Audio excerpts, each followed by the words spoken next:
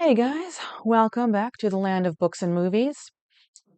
I'm under a bit of a flood warning, so here I am with another dark original fairy tale just for you.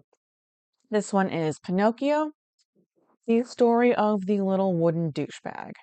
Forget all you've heard about a blue fairy and a singing cricket and wishing upon a star. This is pretty freaky. So without further ado, let's get into the original Pinocchio. In Tuscany, Italy, a carpenter named Master Antonio finds a block of wood, which he immediately plans to carve into a table leg. The log cries out when he cuts it. Master Antonio falls to the floor as a result of shock. And just at that moment, his extremely poor neighbor, Geppetto, knocks on the door. The piece of wood instigates an altercation between the pair, but after a minor fisticuff, Geppetto receives the log as a gift, and Geppetto is delighted and carves it into a marionette with the plan of making a living as a traveling puppeteer. So after this fight, Master Antonio had two more scratches on his nose, and Geppetto had two buttons missing on his coat. Thus, having settled their accounts, they shook hands and swore to be good friends for the rest of their lives. Then Geppetto took the fine piece of wood, thanked Mastro Antonio, and limped away toward home. As soon as Geppetto sets about carving the wood, it becomes obvious that the puppet, called Pinocchio, will not be of good character. As he was about to put the last touches on the fingertips, Geppetto felt his wig being pulled off. He glanced up, and what did he see? His yellow wig was in the marionette's hand. And he says, "Pinocchio, give me my wig." But instead of giving it back, Pinocchio put it on his own head, which was half swallowed up in it. At that unexpected trick, Geppetto became very sad and downcast, more so than ever. And he says, "Pinocchio, you wicked boy, you're not yet finished. And you start out by being impudent to your poor old father? Very bad, my son, very bad." And he wiped away a tear. The legs and feet still had to be made. As soon as they were done, Geppetto felt a sharp kick on the tip of his nose. "I deserve it," he said to himself. "I should have thought of this before I made him. Now it's too late." And so Geppetto teaches Pinocchio to walk, and he immediately runs away. The ungrateful puppet is caught by law enforcement, who, acting on the misunderstanding that Geppetto has been cruel towards the puppet, arrests Geppetto and puts him in prison. And Pinocchio returns to the empty house and meets the talking cricket, which warns him of the perils of disobedience. In retaliation, Pinocchio throws a hammer at the cricket and accidentally kills it.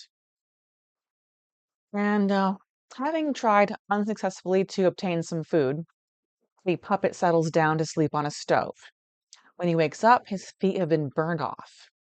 Luckily for Pinocchio, Geppetto has been released from prison and returns home. He makes Pinocchio new feet. Caught up in short-lived gratitude, Pinocchio agrees to go to school, and Geppetto sells his only coat to buy him a schoolbook. Pinocchio never makes it to school on that first day, and his disobedience gets him into significant trouble. He narrowly escapes being used as firewood to cook a hungry puppeteer's dinner. A fisherman coats him in flour and tries to fry him. And as punishment for refusing to study, he is transformed into a donkey and thrown into the sea.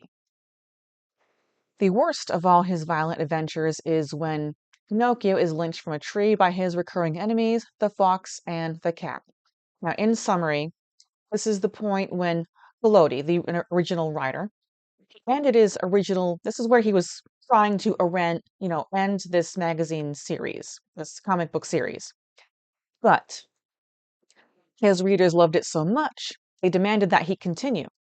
So Collodi revived his puppet hero and found a way out of this scrape for him. So, happily for him, Pinocchio was made of very hard wood, and the knives broke into 1,000 pieces. The assassins looked at each other in dismay, holding the handles of the knives in their hands. And this is, the fox and the cat. I understand, said one of them to the other. There's nothing left to do now but hang him. Yes, hang him, the other one agreed. They tied Pinocchio's hands behind his shoulders and slipped the noose around his neck. Throwing the rope over the high limb of a giant oak tree, they pulled until the poor marionette hung far up in space. And satisfied with their work, they sat on the grass waiting for Pinocchio to give his last gasp. After 3 hours, the marionette's eyes were still open, his mouth still shut, and his legs kicked harder than ever. I'm tired of waiting, the assassins called to him mockingly. Goodbye till tomorrow. When we return in the morning, we hope you'll be polite enough to let us find you dead and gone with your mouth wide open. And with these words, they left. A few minutes went by, then a wild wind started to blow.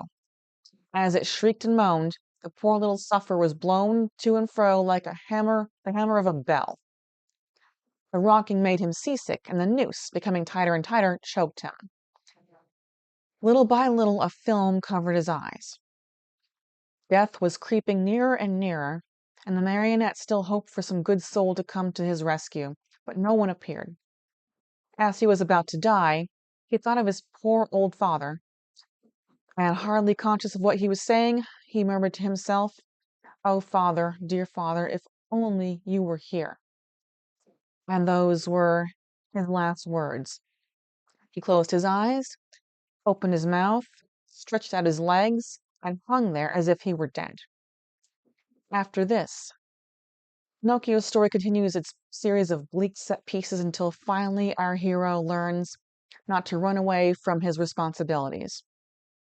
He begins to study hard and becomes a good little kid, and at last, a real boy. And that is the summary on the dark travels of Pinocchio, the little wooden douchebag. Thank you for joining me once again. And please help me keep on keeping on with comments, likes, shares, and subscribe if you haven't yet. And see you next book and movie. Oh, and don't forget my affiliates in the description. There's another one. All right. Thank you very much, and see you next book and movie.